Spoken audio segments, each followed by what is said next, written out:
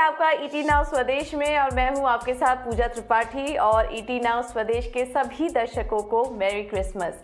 बाजार में भी इस वक्त क्रिसमस का माहौल दिख रहा है। सैंटा रैली की शुरुआत अब हो चुकी है दुनिया भर के बाजारों में और इस मौके पर हमने भी सोचा कि इस दिन को खास अंदाज में आपके साथ मनाएं। और इस रैली में आज आपको क्या करना चाहिए, आगे के लिए सैंटा रैली में कैसे पार्टिसिपेट करना चाहिए, इस पर भी हमारा आज फोकस रहेगा। तो शुरुआत करते हैं शो की। ग्लोबल मार्केट का संकेत समझेंगे कुछ ही देर में। इसके अलावा खबरों के दम पर एक्शन कहाँ रहेगा, मार्केट में रणनीति क्या होनी चाहिए आज के लिए, ये भी हम समझेंगे। लेकिन शुरुआत कर लेते हैं इस वक्त के संकेत से। ग्लोबल मार्केट से किस तरह के संकेत मिल रहे हैं पहले वो समझ लेते हैं। और प्रियंका जुड़ चुकी है हमारे साथ पूरी डिटेल्स लेकर।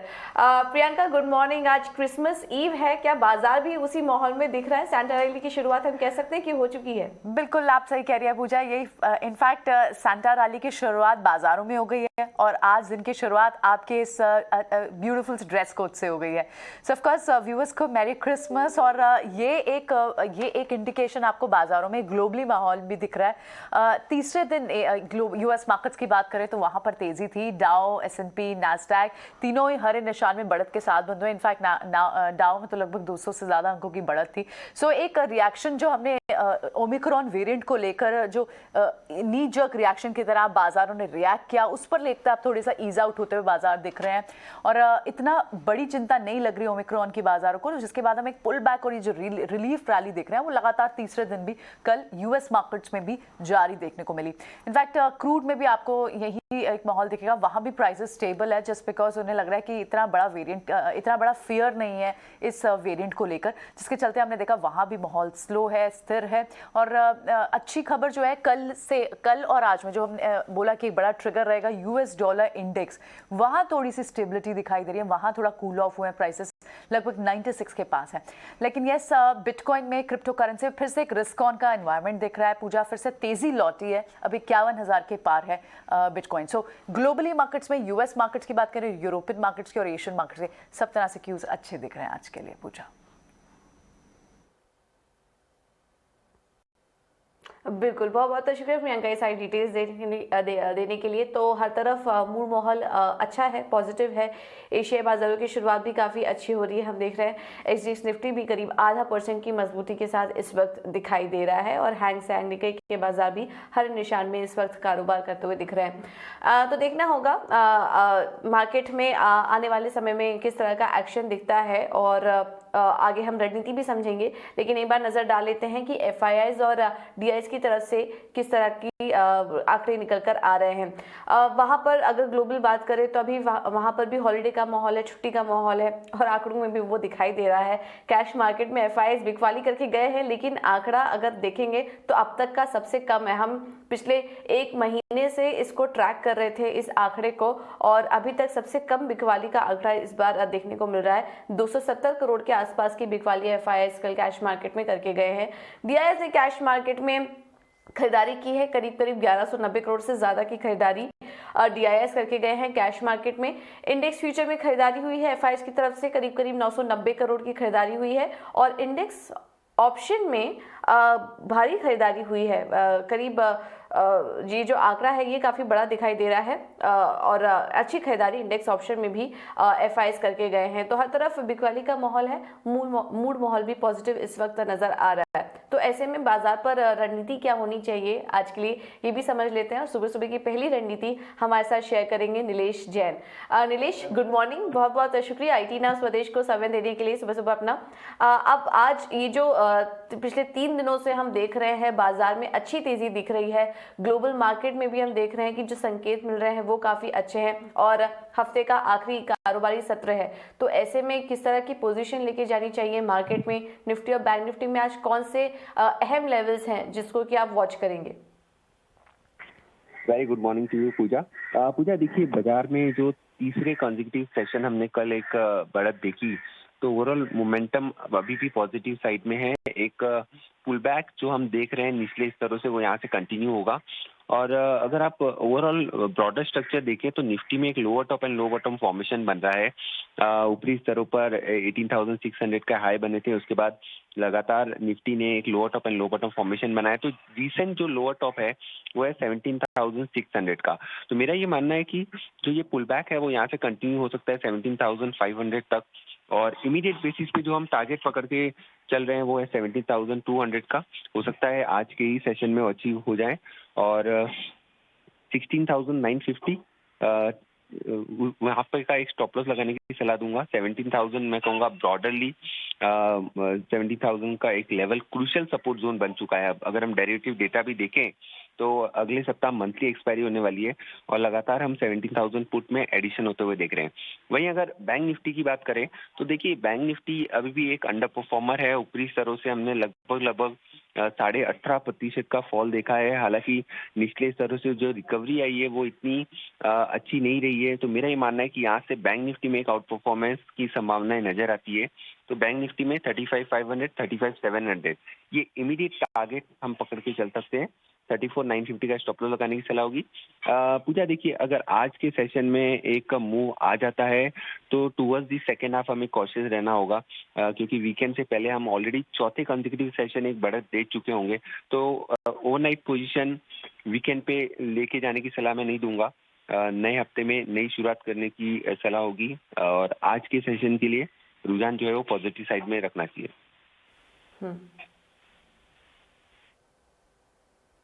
ओके चलिए, ये काफ़ी इंपॉर्टेंट बात कही आपने। सेकेंड हाफ में थोड़ा कॉशियस रही और नई पोजीशन वीकेंड के दौरान ले जाने की राय नहीं दी जा रही है, ये राय नीलेश की तरफ से। नीलेश, इसके अलावा आज के लिए स्टॉक स्पेसिफिक रणनीति क्या लेके चले?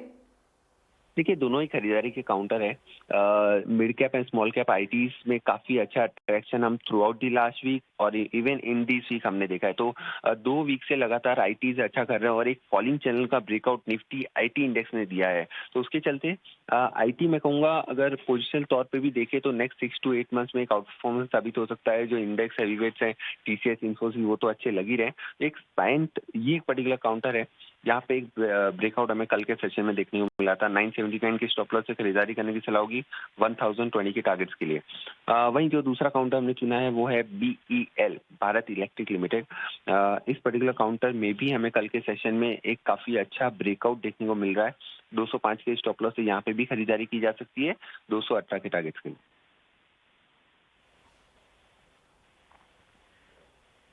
ठीक है, तो साइंट और अब BEL यहाँ पर खरीदारी करने की राय दी जा रही है, नजर रखिए। बहुत बहुत शुक्रिया नीलेश हमारे साथ जुड़ने के लिए और ये रणनीति सुझाने के लिए। तो साइंट में 1020 के लेवल्स और BEL में भी देखिए कल भी अच्छी तेजी हमने देखी थी और आज भी कंटिन्यू रह सकती है तेजी। 2018 के लेवल्स यहाँ पर भी देखने को मिल सकते हैं। कुछ और भी ट्रेडिंग कॉल्स पर नज़र डाल लेते हैं। हमें निर्मल बैंक की तरफ से भी कुछ व्यूज़ आ रहे हैं और इसमें इमामी रियल्टी में खरीदारी करने की राय दे रहे हैं। 86 के लेवल्स के लिए यहाँ पर खरीदारी करिए, स्टॉप लॉस होगा 76 का। और जो अगला कॉल है वो है बॉम्बे डाइंग। तो दोनों ही मिड कैप और स्मॉल कैप स्पेस से इनकी पसंद है। बॉम्बे डाइंग में 114 के लेवल्स देखने को मिल सकते हैं, स्टॉप लॉस होगा 103 का। तो साइंट, BEL, बॉम्बे डाइंग और इमामी यहाँ पर आप खरीदारी करके चल सकते हैं। चारों ही हर कॉल में खरीदारी की ही राय आज निकल कर आ रही है। अब आगे बढ़ते हैं। हमने इक्विटी मार्केट का व्यू आप से शेयर किया, लेकिन खबरों के दम पर आज एक्शन कहाँ है और प्राइमरी मार्केट में इस वक्त किस तरह का एक्शन दिख रहा है ये भी समझ लेते हैं। और शरद जुड़ चुके हैं पूरी डिटेल्स के साथ। शरद, गुड मॉर्निंग, बताइए खबरों के दम पर एक्शन कहाँ है आज? गुड मॉर्निंग पूजा। तो सबसे पहले हमारे दर्शकों को एक बहुत अच्छी क्रिसमस की जो है बधाइयाँ सबको दिया जाए और अब जो है खबर पे फोकस कर लेते हैं। तो सबसे पहले आपके प्राइमरी मार्केट्स के एक्शन। तो डाटा पैटर्न्स की कंपनी है, आज लिस्ट होगी और आप सब्सक्रिप्शन देखेंगे तो लगभग 120 गुना है। तो सब्सक्रिप्शन नंबर भी बढ़े हैं और याद रखिए पिछले 2 दिन से IPOs में जो लिस्टिंग हुई है उनकी अच्छी गेंस देखने को मिली हैं। तो शायद पॉजिटिव जो है इम्पैक्ट आज भी देखने मिल सकता है। अब आते हैं खबरों के दम पे शेयर्स पे। तो सबसे पहले HCL टेक रहेगा फोकस में। एक इंपॉर्टेंट ब्लॉक डील होने वाली है जहाँ पे प्रमोटर्स लगभग 45 लाख शेयर्स जो हैं मार्केट से जो है खरीदने वाले हैं। तो ये जो है रिवर्स बुकिंग होने वाली है और इसमें लगभग 1290 रुपीज़ प्रति शेयर का रहेगा। और ये डील साइज़ के बारे में बात करें तो लगभग 580 करोड़ का रहेगा। L&T फाइनेंस में भी डील हो रही है। अब यहाँ पे क्या हो रही है, वो अपनी जो डाइवेस्शन है वो कर रही है, वो बेच रही है अपनी म्यूचुअल फंड की बिजनेस, और इसमें जो है एक सिनर्जीज देखने मिल सकता है। और ये HSBC को बेचा जा रहा है। अगर टोटल कंसिडरेशन देखें तो लगभग $425 मिलियन का है। तो ये एक इंपॉर्टेंट स्टॉक रहेगा आज ट्रैकिंग के लिए। यूनाइटेड ब्रूअरीज भी रहेगा आज फोकस में।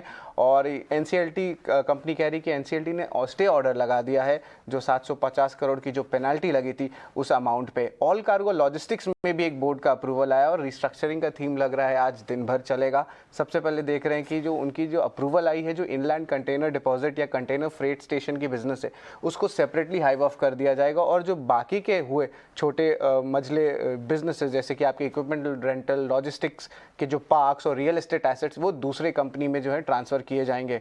तो इसमें अगर देखा जाए तो ये मिरर होने वाली है। जो शेयर्स आपके पास ऑलरेडी एक है तो इन दोनों कंपनी के आपको एक एक शेयर्स मिल जाएंगे। तो ये आपको इंपॉर्टेंट पॉइंट नोट करना होगा। हालांकि एक री-रेटिंग का कैंडिडेट ज़रूर है ऑल कार्गो लॉजिस्टिक्स। TCS भी रहेगा फोकस में। उनको एक डिजिटल ट्रांसफॉर्मेशन कॉन्ट्रैक्ट मिली है फ्रेंच कंपनी ला मोबायर से। और बाइकॉन का भी एक इम्पॉर्टेंट अनाउंसमेंट था शाम को, जो हमने आपको इत्तला किया था। तो वहाँ पे इतोलोजुमब करके जो क्लिनिकल स्टडी है उसकी जो है कंप्लीशन करनी होगी, और जो DGCI की जो मंजूरी है वो मिल चुकी है। तो एक टाइप से पॉजिटिव इम्पैक्ट स्टॉक में देखने को मिलेगा। अदानी इंटरप्राइजेज जो है एक और नए बिजनेस में, एक और नए दिन में एक और नया अनाउंसमेंट आया है, जहाँ पे वो डोमेस्टिक और इंटरनेशनल कनेक्टिविटी उस सर्विसेज को वो जो है आगे बढ़ाएंगे। तो वो कंपनी का जो है रजिस्ट्रेशन हो गया। तो ये स्टॉक को भी ज़रूर नज़र में रखेंगे। अजंता फार्मा भी रहेगा फोकस में। 28 दिसंबर को बोर्ड की जो शेयर बायबैक है उस पर विचार किया जाएगा। और उसके बाद आखिरी 2 स्टॉक्स है NCLT अप्रूवल्स पे, ये भी इंपॉर्टेंट है। कजारिया सेरामिक्स का जो कंपनी है वहाँ पे NCLT ने अप्रूव कर दी उनके 2 बिजनेसेस की अमलगमेशन, एक है टाइल्स की और एक सेरामिक्स की। याद रखिए ये स्टॉक में जो है बहुत सारी री-रेटिंग कैंडिडेट भी हैं, कि स्पेशली क्योंकि क्रॉस सेलिंग अपॉर्चुनिटीज आ सकती है आपके डिस्ट्रीब्यूशन नेटवर्क में। और आखिरी में बात करूंगा मदरसन सुमी, यहाँ पे भी NCLT का अप्रूवल आ गया है। और यहाँ पे इनके 3 अमार्म्स के अमलगमेशन होंगे। सबसे पहले मदरसन सुमी सिस्टम, संवदा मदरसन, और उनकी वायरिंग बिजनेस जो इंडिया में है। तो ओवरऑल जो है आज डील्स पे जो है पूरा फोकस रहने वाला है।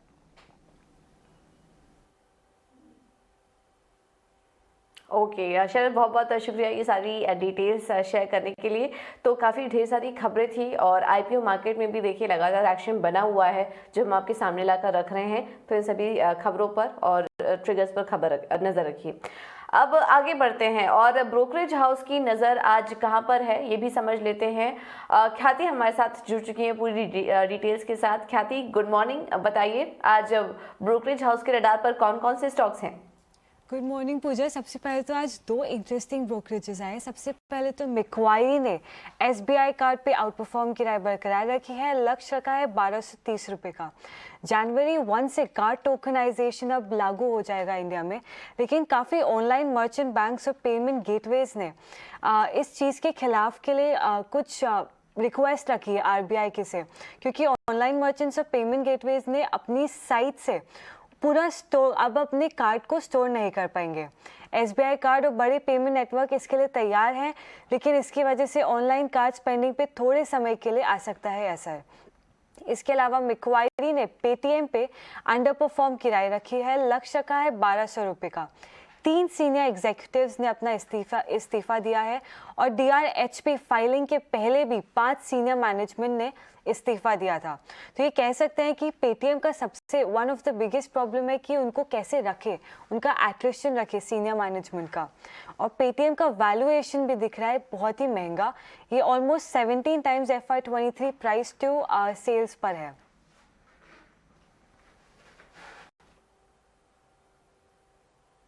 बिल्कुल, बहुत बहुत शुक्रिया खाती ये सारी डिटेल्स देने के लिए। तो ढेर सारी ब्रोकरेज हाउस के रिपोर्ट्स भी हैं। SBI कार्ड्स है, पेटीएम पर लगातार हम देख रहे हैं कि ब्रोकरेज हाउस की कवरेज आ रही है, लेकिन यहाँ पर थोड़ा कॉन्ट्रा कॉल आया है मैक्वायरी की तरफ से, अंडर परफॉर्म की राय यहाँ पर दे रहे हैं। तो इन सभी स्टॉक्स पर नजर रखिए। ख्याति, बहुत बहुत शुक्रिया आपका ये सारी डिटेल्स देने के लिए। तो ब्रोकरेज हाउस के रडार पर भी कौन से स्टॉक्स होने चाहिए ये भी हमने आपको बताया। तो इक्विटी मार्केट का एक्शन तो हमने समझ लिया है खबरों के लिहाज से भी और ब्रोकरेज हाउस और रणनीति क्या अपनानी चाहिए आज के लिए आपको, ये भी हमने समझा।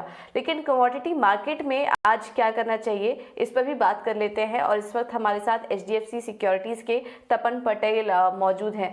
तपन, गुड मॉर्निंग, शुक्रिया समय देने के लिए टीना स्वदेश को अपना। आज कमोडिटी मार्केट में ट्रेड कहाँ करना चाहिए? जी गुड मॉर्निंग जी। कमोडिटी मार्केट की बात करें तो आज यूएस मार्केट बंद है क्रिसमस हॉलीडे की वजह से, तो इन्वेस्टर जो रहेंगे वो हॉलीडे मोड में रहेंगे। तो मुझे लग रहा है कि गोल्ड और silver particularly range bound movement दे सकता है। साइडवेज टू अपका ट्रेंड रहेगा क्योंकि फंडामेंटल फैक्टर जो है वो काफ़ी सपोर्टिव है। एक तो ओमिक्रॉन की चिंता है जो बढ़ रही है, तो उसका एक सपोर्ट रहेगा। दूसरा, इन्फ्लेशन वरीज जो है वो अभी फिलहाल बरकरार है। फेड का जो हॉकी स्टांस उसके बावजूद ये पॉजिटिव ट्रेंड है। गोल्ड कॉमेक्स में अगर देखें तो $1800 के ऊपर सस्टेनेबल दे रहा है, तो जिसके कारण प्राइस को सपोर्ट मिल सकता है। MCX में रुपी अप्रिशिएशन का थोड़ा प्रेशर रह सकता है, तो शायद अपसाइड जो है कैपेसिटी है, तो छोटे दायरे में ट्रेड करना चाहिए। 48,100 के लेवल से MCX गोल्ड फरवरी में ट्रेड करना चाहिए, बाय करना चाहिए। टारगेट ऊपर में 48,400, स्टॉप लॉस जो है वो 47,900 का रख के गोल्ड में बाय करना चाहिए। क्रूड ऑयल की बात करें तो क्रूड ऑयल भी काफी स्ट्रॉन्ग ट्रेंड दिखा रहा है। फंडामेंटल फैक्टर्स बहुत ही सपोर्टिव है। यूएस की इन्वेंट्रीज जो थी वो लो थी, प्लस जो ओवरऑल डिमांड ग्रोथ जो है ऑप्टिज्म वो काफी स्ट्रांग है। ओमिक्रॉन की चिंता के बावजूद पॉजिटिव ट्रेंड दिखा रहा है, तो उस क्रूड ऑयल में भी बाय एंड डिस्क में सलाह देना चाहूंगा। 5,490 के लेवल से बाय कर सकते हैं। 5,560 का टारगेट रख के स्टॉप लॉस जो है 5,440 का रख के क्रूड ऑयल में बाय कर सकते हैं। बेस मिल्क कॉम्प्लेक्स की बात कर लेते हैं तो उसमें भी ट्रेंड जो है काफी पॉजिटिव है। सप्लाई डिसरप्शन का यहाँ पे सपोर्ट मिल रहा है, खास करके एल्यूमिनियम में यहाँ पे बाय कर सकते हैं। एल्यूमिनियम में चाइना का पॉल्यूशन कंट्रोल जो है उसी कारण सप्लाई में दिक्कत आ रही है। दूसरा, यूरोप में जो एनर्जी कॉस्ट बढ़ रही है, तो उसके कारण भी एल्यूमिनियम के प्रोडक्शन जो है वहाँ पे असर दिखा सकता है। तो एल्यूमिनियम स्ट्रॉन्ग कैंडिडेट है बाइंग के लिए। 224 के लेवल से बाय कर सकते हैं एल्यूमिनियम में। टारगेट ऊपर में 228 का रख के, स्टॉप लॉस जो है 221 की बिलो का रख के एल्यूमिनियम में बाय कर सकते हैं। ओके तपन, बहुत बहुत शुक्रिया सारी स्ट्रैटेजीज शेयर करने के लिए। तो आज कमोडिटी मार्केट में भी देखिए खरीदारी का ही माहौल है। गोल्ड में भी खरीदारी करने की राय 48,400 के लेवल्स देखने को मिल सकते हैं। क्रूड में खरीदारी करने की राय और एल्यूमिनियम में भी तेजी देखने को मिल सकती है। 228 के लेवल्स के लिए आप एल्यूमिनियम दिसंबर कॉन्ट्रैक्ट में खरीदारी कर सकते हैं। तो ये कमोडिटी मार्केट का एक्शन था। तो चलिए फिलहाल इस बुलेटिन में मेरे साथ इतना ही।